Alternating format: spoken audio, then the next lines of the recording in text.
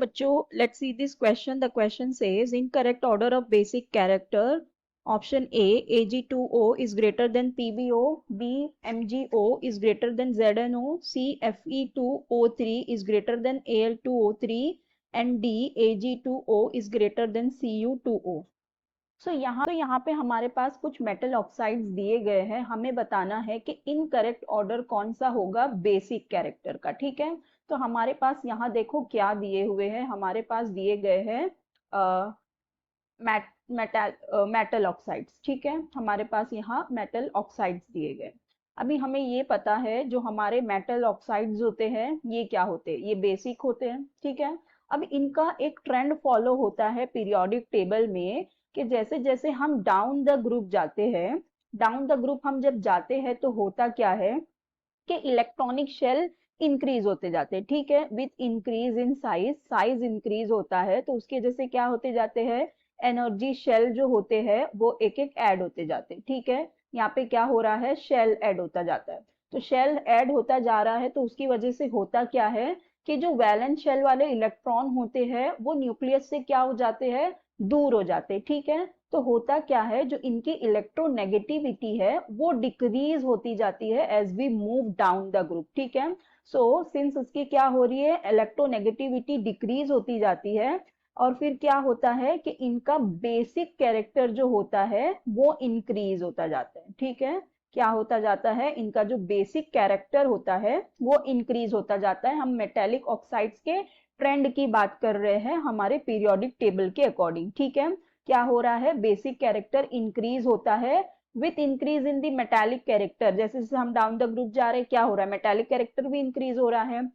और वहीं अगर हम बात करें अक्रॉस द पीरियड की, मतलब जब हम लेफ्ट टू राइट मूव करेंगे अक्रॉस द पीरियड, तो यहाँ पे हमें क्या ट्रेंड देखने को मिलता है कि यहाँ पे होता है जो मेटालिक कैरेक्टर है वो डिक्रीज होता जाता है। करेक्ट ना, क्योंकि यहाँ पे हमारे पास क्या आते जाते हैं, नॉन मेटल्स आते जाते हैं, नॉन मेटालिक ऑक्साइड्स आते जाते हैं, जो क्या होते हैं, हमें पता है जो नॉन मेटालिक ऑक्साइड होते हैं वो क्या होते हैं, वो एसिडिक होते हैं। तो जैसे जैसे हम अक्रॉस द पीरियड जाएंगे तो जो मेटालिक कैरेक्टर होता है वो डिक्रीज होता जाता है, and with decrease in the metallic character the basic oxide, उनका जो बेसिक कैरेक्टर है वो भी क्या होता जाता है, डिक्रीज होता जाता है। इनका बेसिक कैरेक्टर भी डिक्रीज होता जाता है, मतलब कि जो जितना यहाँ पे राइट में जो रहेंगे वो क्या होंगे, मोस्टली एसिडिक होते जाएंगे, और जो लेफ्ट में होंगे वो बेसिक होंगे। और जैसे जैसे हम डाउन द ग्रुप जाएंगे उनका बेसिक कैरेक्टर और ज्यादा इंक्रीज होता जाएगा। जो टॉप में होंगे उनका इतना नहीं होगा, लेकिन जो डाउन में होंगे वो और भी ज्यादा बेसिक होंगे। ठीक है, now keeping this trend in our mind, let us see all the options which has been given. So our first option says Ag2O is greater than PbO. ठीक है, अब देखो अगर ये जो हमारा Ag2 है ये कहाँ आता है, अगर ये हमारे पास ये हो गए S ब्लॉक एलिमेंट, यहाँ पे फिर आ जाएंगे हमारे पास ये D ब्लॉक एलिमेंट, फिर यहाँ पे हमारे पास हो गए P ब्लॉक एलिमेंट। ठीक है, इस तरह से हो जाएंगे। ठीक है, ये हो गया 13, 14, 15, 16, फिर 17 और 18। ठीक है, इस तरह से हमारे पास हो गए।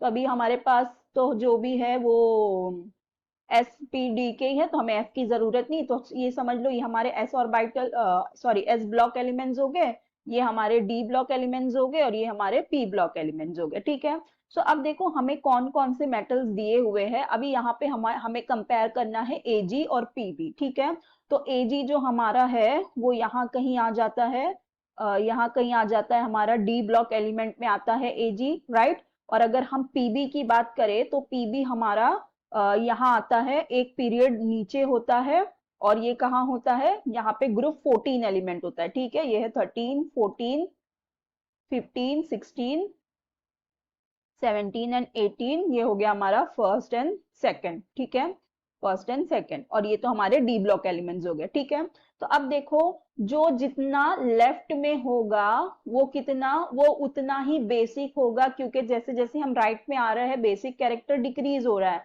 तो इसका मतलब क्या, जो लेड है इसका बेसिक कैरेक्टर कम होगा एज कंपेयर टू एजी। एजी थोड़ा राइट लेफ्ट की तरफ है।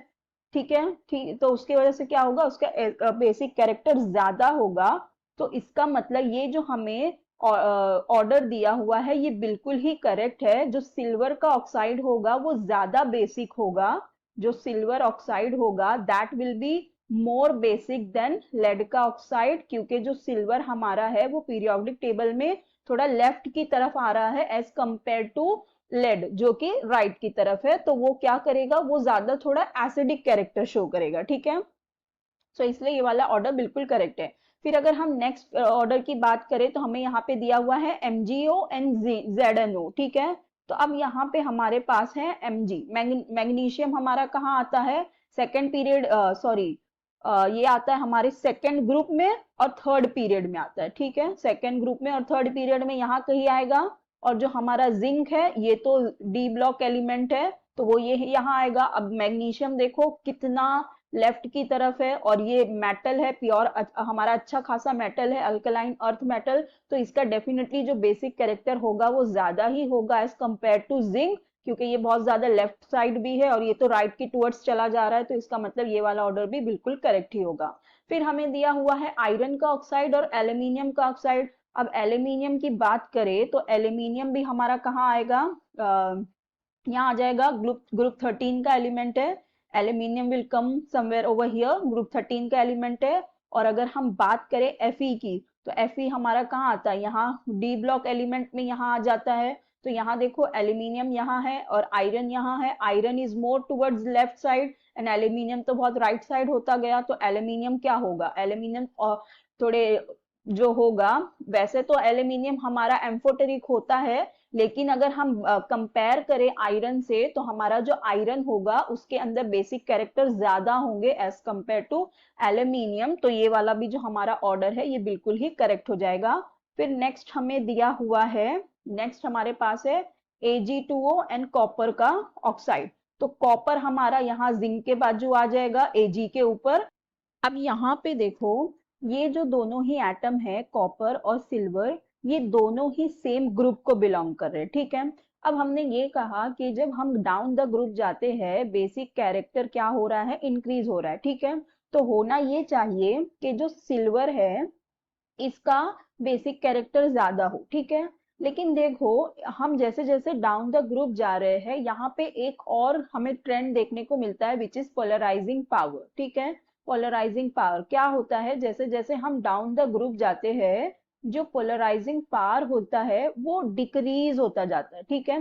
पोलराइजिंग पावर मतलब क्या, कि the capacity of cation to pull the electron cloud पे। अब सिंस ये दोनों सेम ग्रुप के एलिमेंट है तो अब होगा क्या कि इसका ये मतलब हुआ जो पोलराइजिंग पावर है ये कॉपर का ज्यादा होगा एज कंपेयर टू Ag, क्योंकि डाउन द ग्रुप जाने पे डिक्रीज हो रही है तो ये नीचे है तो इसका पोलराइजिंग पावर कम होगा और इसका पोलराइजिंग पावर ज्यादा होगा। यहाँ पे होगा क्या कि कॉपर का पोलराइजिंग पावर कम होगा।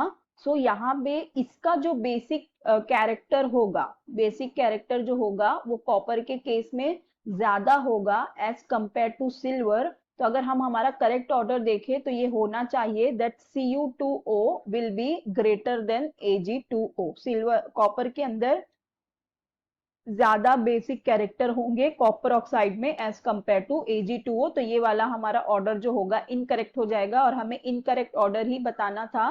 तो मतलब हमारा करेक्ट जो ऑप्शन होगा वो कौन सा हो जाएगा, option D. So I hope you understood it well. Best of luck, thank you.